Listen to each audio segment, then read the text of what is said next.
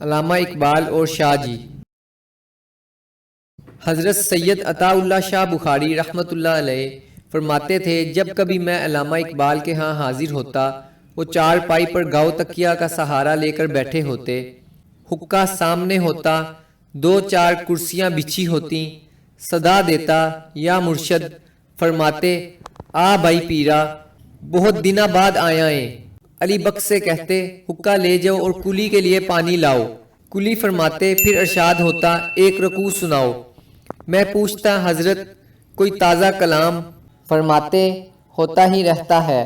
عرض کرتا لائیے، کاپی منگواتے، پہلے رکوع سنتے، پھر وہ اشعار جو حضور صلی اللہ علیہ وسلم سے وابستہ ہوتے سنتے۔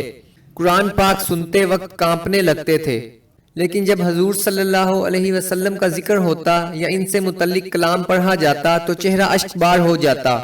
حضور صلی اللہ علیہ وسلم کا ذکر ہمیشہ باوضو شخص سے سنتے اور خود ان کا نام بھی باوضو ہو کر لیتے تھے۔ حضور صلی اللہ علیہ وسلم کے ذکر پر اس طرح روتے جس طرح ایک معصوم بچہ ماں کے بغیر روتا ہے۔